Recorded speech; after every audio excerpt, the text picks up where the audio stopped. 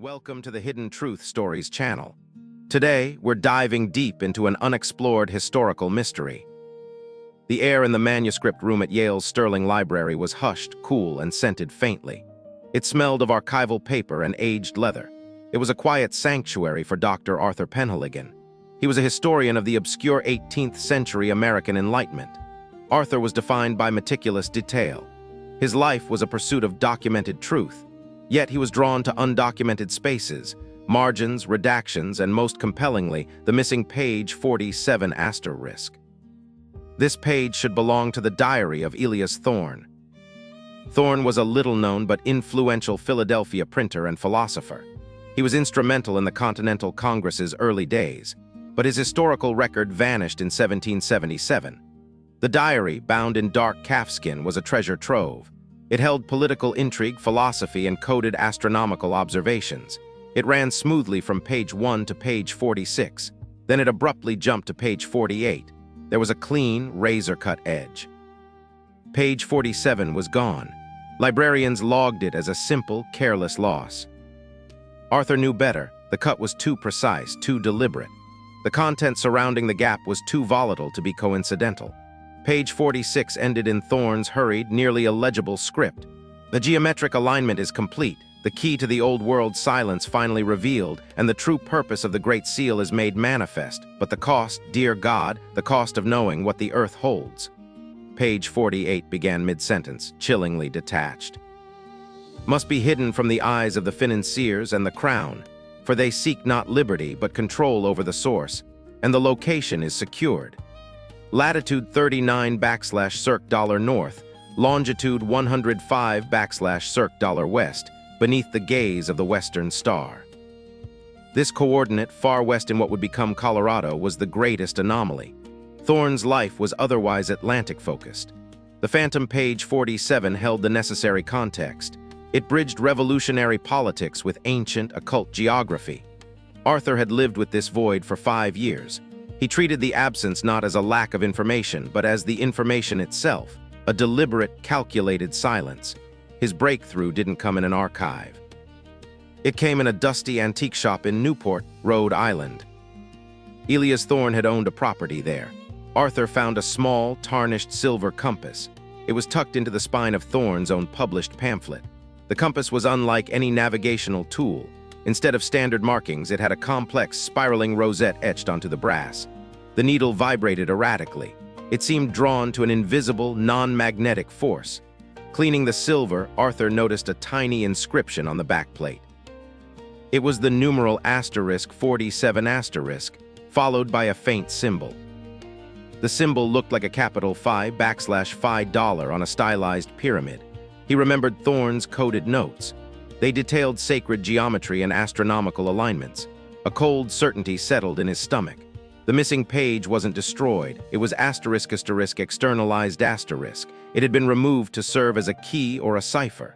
The compass was the lock. Returning to the Sterling's quiet, Arthur placed the compass next to the diary.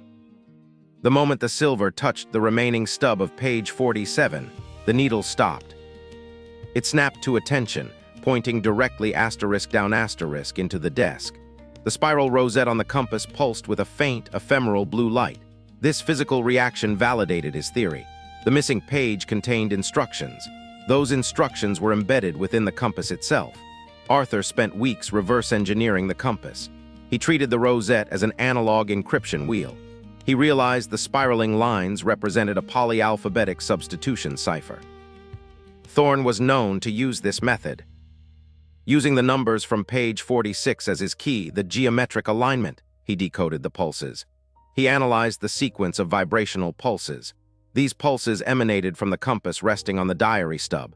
The result was not a narrative. It was a simple, elegant map coordinate overlay, a secondary set of instructions.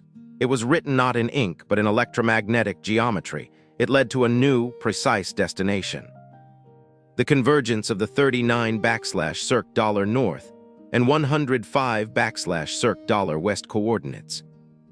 This location was deep within the high, desolate peaks of the Rocky Mountains, specifically near the modern-day site of Pikes Peak. The journey was a blur of academic leave and chartered flights, a dramatic departure from Arthur's cloistered life. He arrived in Colorado in late September. The air was thin and sharp with pine. He followed the encoded instructions. They included a specific solar alignment for the autumn equinox. He trekked through a remote canyon on the mountain's eastern slope. He used the silver compass. It now acted as a directional dowsing rod. It guided him with its blue light. After 3 days of strenuous ascent, the compass stopped. It led him to a sheer granite face. It was utterly unremarkable except for one feature: a single, perfectly smooth, circular patch of stone. It was 5 feet in diameter, hidden by scrub oak. The 39/circ/105/circ$ location was this exact spot. Arthur realized page 47 was not just documentation. It was the final, physical component of a lock. The key was the silver compass, and the lock was the stone circle. Remembering Thorne's reference to the Great Seal, which Thorne helped design, Arthur acted. He gently pressed the compass, its glowing rosette face down. He placed it onto the circular stone patch. The stone, silent for millennia, emitted a low rumble. The circular patch depressed, sinking inward like a massive vault door. It revealed a perfect, dark opening, the entrance to an underground chamber. It was completely sealed off from surface air. Taking a deep breath, Arthur switched on his headlamp. He stepped into the ancient, preserved darkness. The chamber was small, a perfectly hewn, domed space. It felt less like a cave and more like an observatory. The air was cool, dry, and clean, preserved in stasis. In the center, on a polished black stone pedestal, it rested. Finally, page 47*, but it wasn't paper. It was a thin, flexible sheet of etched copper. It was wrapped in woven asbestos. Its surface was covered in flowing, elegant hieroglyphs. This was an unknown pre-Columbian language. The script resonated with Olmec and Indus Valley logic, a synthesis of ancient global knowledge. This was the true content of the missing page. Next to the copper, a small, sealed wooden box sat. Arthur opened it. Inside, he found a perfectly preserved parchment. It bore Thorne's handwriting, the asterisk real page 47 in English. It served as an explanatory index for the copper sheet. Thorne explained that the true inner circle of revolutionary thinkers were not just seeking political freedom. They were seeking to safeguard an antediluvian technology and philosophy, a truth brought to the Americas by a previous, sophisticated civilization. This civilization understood the continent's deep geological power. This knowledge, including geothermal energy harnessing, was encoded. It was in the script on the copper plate. It was hidden within the mountain, the Western Star. This was to protect it from European empires. Thorne feared they would use it for domination. The Great Seal, Thorne revealed, was not just an emblem. Its geometric proportions and the pyramid eye placement were precise instructions, a cosmological map pointing to the hidden repository. He termed it the asterisk chamber of the first light asterisk. The copper page 47 detailed a forgotten history. A global maritime network survived a cataclysm. They settled in geographically stable locations. The section ending on paper page 46 referred to misuse. It mentioned the destructive power of geothermal energy by the prior civilization. Misuse triggered the cataclysm itself. The final instructions on paper page 47 were clear. The knowledge must remain dormant, sealed within the mountain, until humanity proved itself capable of wielding it responsibly. Thorne's final sentence, the true beginning of the sentence cut short on paper page 48, explained the necessity of the sacrifice. Must be hidden from the eyes of the financiers and the crown, for they seek not liberty but control over the source, and the location is secured.